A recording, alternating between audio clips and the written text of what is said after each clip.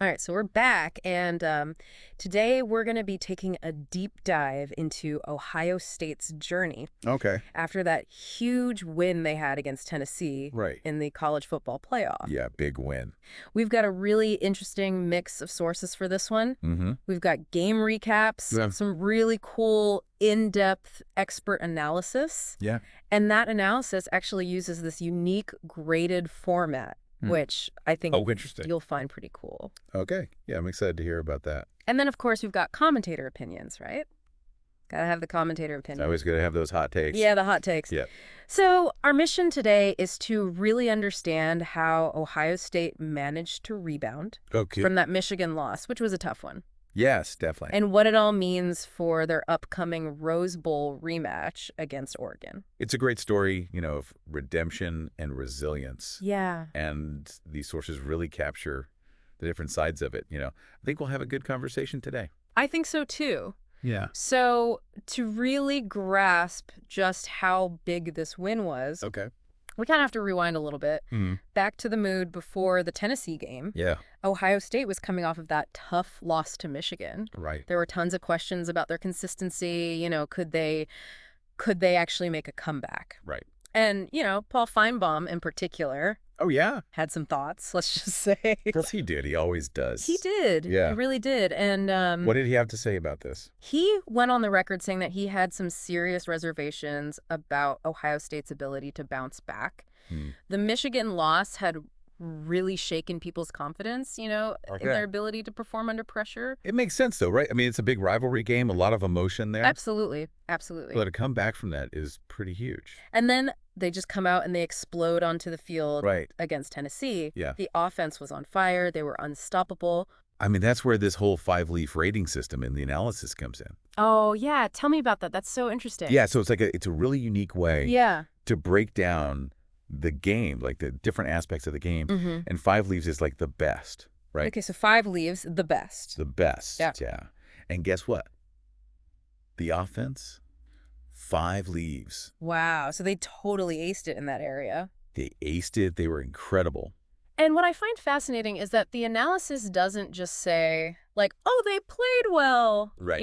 It really digs into the specifics Exactly. of WHY they were so successful. It's not just surface level, Yeah, it's the details. just the details. Yeah. And one of the things that it highlights is how they use these quick passes and how that really neutralized Tennessee's pass rush, because Tennessee usually has a very aggressive pass rush. Oh, okay. But those quick passes really took that away. So they kind of outsmarted them on that one. They did. It allowed Will Howard, Yeah. the quarterback, to get the ball out quickly to guys like Jeremiah Smith. So it wasn't just about individual talent. Yeah. It was about strategic play calling. Exactly. And, good coaching, which we'll get to in a bit. But Yeah, sure.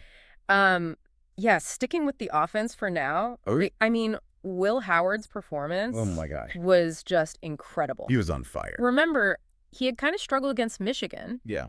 but against Tennessee, he was 24 for 29 passing, Wow. 311 yards, That's impressive. 2 touchdowns, and he even added 37 rushing yards. Like, Yeah, he was doing it all. he was unstoppable. Yeah, it seemed like he had found his rhythm again. He did.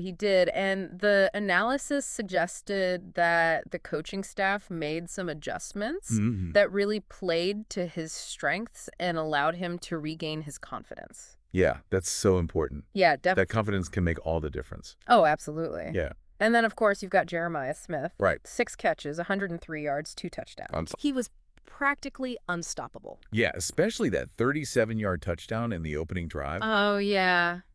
I mean, that play was a statement. It really was. It wasn't just points on the board. It was like, hey, we're here and we're ready to play. Yeah, it set the tone for the whole game. Absolutely. It shifted the momentum right from the start. Yeah, for sure.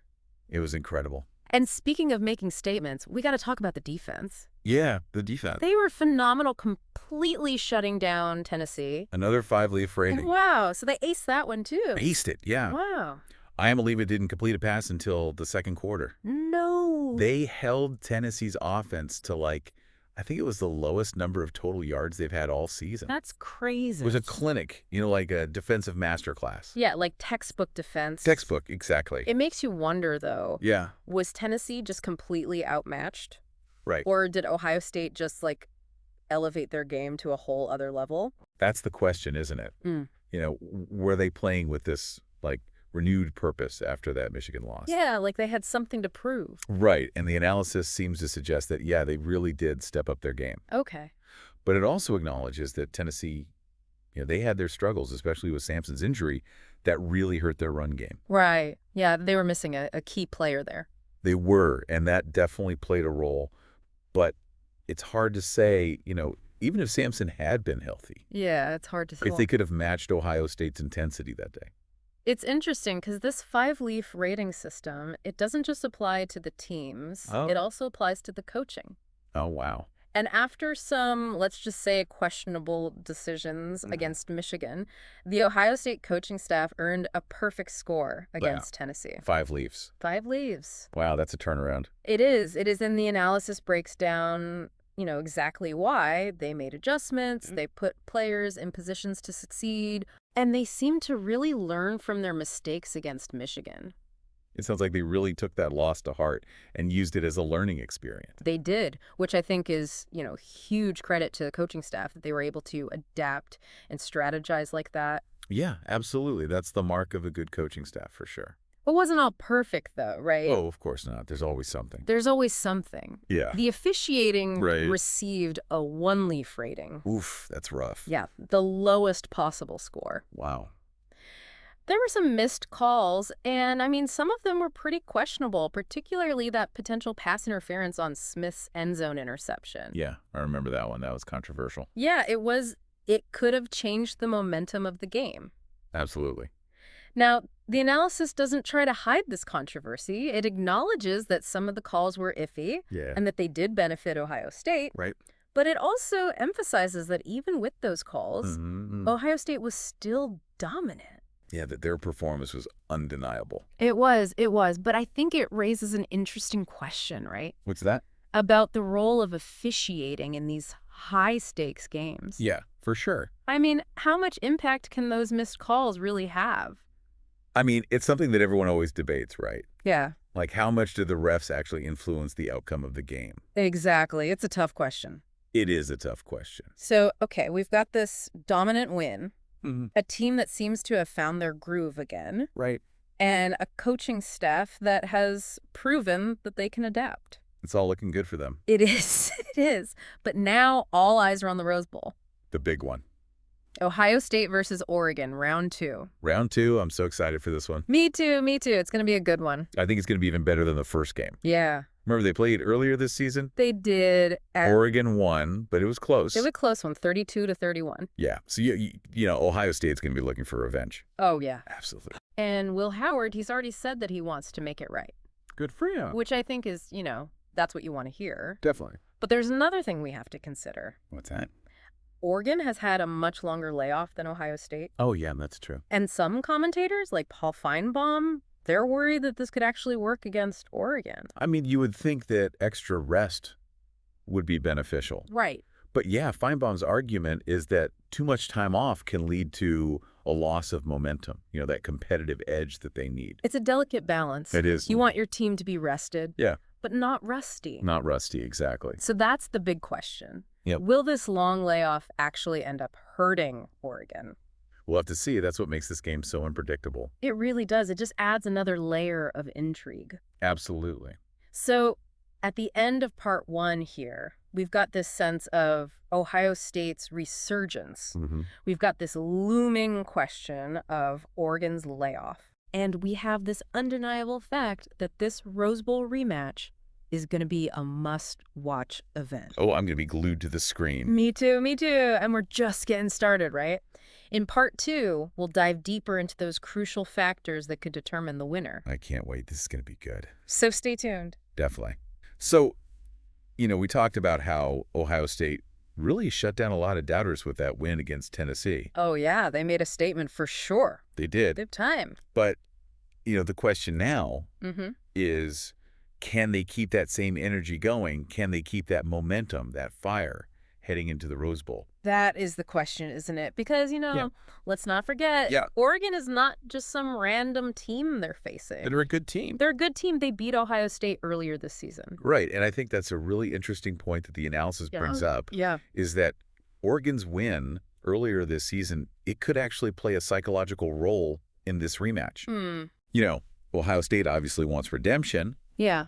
but Oregon, they might be coming in with a little more confidence, Oh, knowing they've already beaten this team. So they've kind of got that mental edge. They might. They might. Interesting. So could that win back in September actually give Oregon an advantage going into this game? It's possible, right? Especially if they can, use that experience to find weaknesses. Exactly. Exploit those weaknesses. Yeah, in Ohio State's game plan. Exactly. But then again, you could also argue that loss could fuel Ohio State even more. Right. Like, we're not going to let that happen again. Exactly. Yeah, that unfinished business kind of feeling. Exactly. There's definitely that element of unfinished business. And Will Howard has even said, he wants to make it right. Yeah. Good for him. I like that attitude. Yeah, you got to love that. Yeah. But we can't ignore the elephant in the room. Oh. What's that? Oregon's long layoff. Right. We got to talk about that. Could that actually work against them? Well, the analysis presents both sides of this.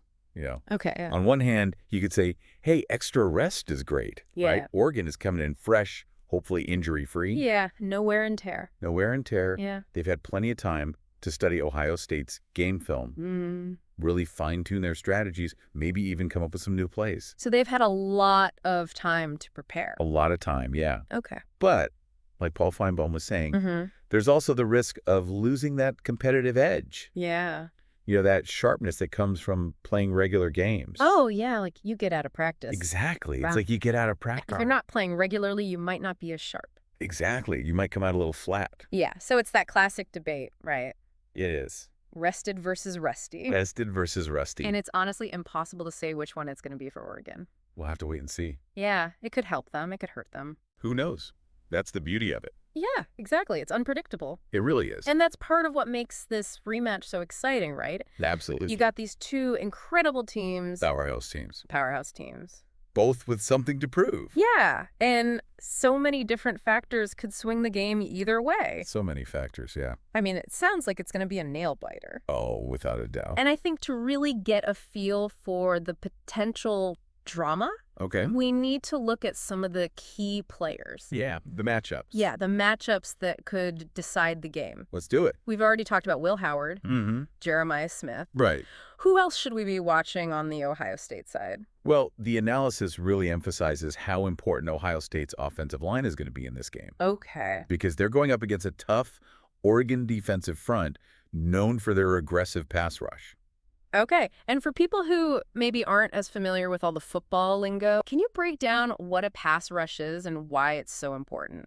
Sure. So basically a pass rush is when the defensive players try to break through that offensive line and get to the quarterback. Yeah. And a strong pass rush, I mean, that can totally disrupt the quarterback's timing. Oh, I see. Force them to throw the ball before they're ready. And it can even lead to sacks. Right. So basically, if Oregon's defensive line can get to Will Howard, it could mess up Ohio State's whole offense. Exactly. And that's why the performance of Ohio State's offensive line is going to be absolutely crucial. Okay. They need to protect their quarterback. Yeah. Give him time. Give him time to make those throws. Right. And the analysis actually suggests that the coaching staff has been working on some new strategies specifically to counter Oregon's pass rush. Oh, interesting. So they're aware of the threat. They are. And they're trying to prepare for it. So it's like a chess match. It really is a strategic battle. And then on the Oregon side, who should we be watching? Well, the player to watch for Oregon is definitely their quarterback, Bo Nix. Okay, Bo Nix. He's what we call a dual threat quarterback. Dual threat. Yeah, which means he's dangerous both as a passer and as a runner. So he's not just like standing in the pocket waiting to throw the ball. No, not at all. Okay. He can escape pressure. He can scramble for yards. He can move? He can move. He can make something out of nothing, and that makes him really hard to defend. I see. So he's like a wild card. He is. He's a wild card. Interesting. And remember, he's the one who led Oregon to victory against Ohio State earlier this season. Right. Yeah. So for Ohio State to win this game, their defense needs to contain Bo Nix. They got to shut him down. They got to shut him down. They can't let him get outside that pocket and make those big plays. It sounds like both teams have a tough challenge ahead of them. They do, but that's what makes this game so compelling. You've got these incredibly talented players, these brilliant coaching staffs, Yes. and this whole backdrop of redemption and rivalry. Oh, yeah, there's history there. It's going to be a classic. I can feel it. It really does feel like it's going to be one for the books. It does. And speaking of rivalry, it seems like there's a lot of emotion tied up in this game. Oh, yeah, absolutely. It's not just about winning. No, it's about pride. It's about pride. It's about proving themselves. It's about proving who's the better team once and for all. Yeah, exactly. Establishing dominance. Dominance, exactly. So as we head into the final part of this deep dive, Okay. what are your final thoughts? Like, what should listeners be paying attention to as they watch this Rose Bowl unfold? Well, I think the key takeaways are, can Will Howard repeat that amazing performance he had against Tennessee? Okay, yeah, that's a big one. Can he handle the pressure from Oregon's pass rush? Right. Can Ohio State's defense contain Bo Nix? Mm-hmm. Can they prevent him from making those game-changing plays? Those are big questions. They are. And maybe the most important question of all is which team can handle the weight of all those expectations? Oh, the pressure. The pressure. Yeah. Which team can rise to the occasion in this high-stakes rematch? It's going to come down to mental toughness. It is. It's a mental game as much as a physical one. It really sounds like we're in for an incredible Rose Bowl. I think so. I think we're all in for a treat. I'm excited. And, in the final part of our deep dive, Yeah. we're going to shift gears a little bit and explore some of the bigger implications of this game. Oh, okay. So looking beyond just the final score. Beyond the final score, Yeah. What does this rematch mean for the future of these programs? Mm-hmm. How will it shape the whole college football landscape? That's a big one. We'll get into all of that and more, so stay tuned. Okay, so we've really broken down this Rose Bowl matchup. We have. The key players, the strategies, all the emotions surrounding this game. All the drama. All the drama, yeah. But now I want to kind of zoom out a little bit. Okay, yeah. And think about the bigger picture. The long game. The long game, yeah. What are the long-term implications of this game? What does it mean for the future of both Ohio State and Oregon? Well, it's interesting, when you think about it, the impact of just this one game could be huge. Oh, absolutely. For Ohio State, a win, that would be a powerful statement, wouldn't it? It would. About their resilience. Yeah. Bouncing back from that Michigan loss, learning from their mistakes, right, and coming out on top. Redemption. Redemption, exactly. It would really solidify them as a national powerhouse. Oh, yeah. Despite that early stumble against Michigan. It would show that, they're a team that can overcome challenges. Yeah. Compete at the highest level. And that's huge for recruiting. National rankings. Maintaining that image of a dominant team. But what if they lose? What happens then? Well, a loss, that would raise some tough questions. Yeah. About their consistency, their ability to perform under pressure. Right. It might suggest that, maybe that Michigan loss wasn't just a fluke. Oh, I see. But a sign of deeper issues. Yes, like a crack in the foundation. Exactly. And it would put a lot of pressure on them to prove themselves next season. To come back even stronger. Exactly. Now, for Oregon, the stakes are just as high.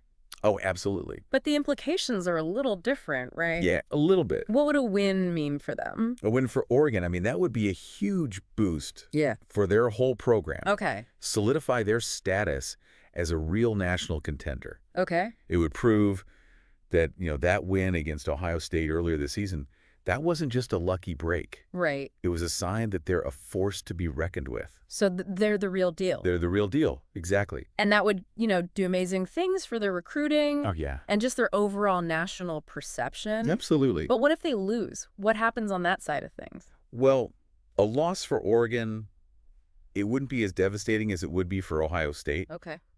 They've already exceeded expectations just by making it to the Rose Bowl. Right. So they've had a good season regardless. Exactly. No matter what happens in this game, they've had a successful season. But a loss would still, raise some questions about whether they can consistently compete with the top teams. Exactly. Can they really hang with the big dogs? Yeah. Can they stay at that level?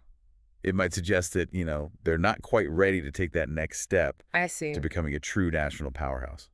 So really, for both teams, this Rose Bowl is about more than just winning or losing. Oh, yeah, it's bigger than that. It's about shaping their program's narrative, solidifying their identity.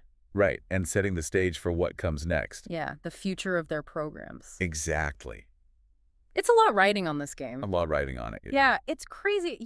As we're wrapping up this deep dive, Yeah. I'm just thinking about all the layers we've uncovered. It's complex. It's complex. It's not just about the game itself. It's not just about touchdowns and tackles. Right. It's about the psychology, Right. the strategy, The emotion. the redemption, and just the ever-evolving landscape of college football, It's a reminder that every game has a story. It does. And sometimes those stories go way beyond the final score. They really do. Yeah. So to our listeners out there, Yeah. as you're watching this Rose Bowl rematch, Mm-hmm. keep all this in mind. Absolutely. Pay attention to the little things, the turning points, the individual battles, because all of that is going to shape the outcome of this game. And it could shape the future of these two programs. Yeah, it's a big one. It is. And remember, this is just the beginning.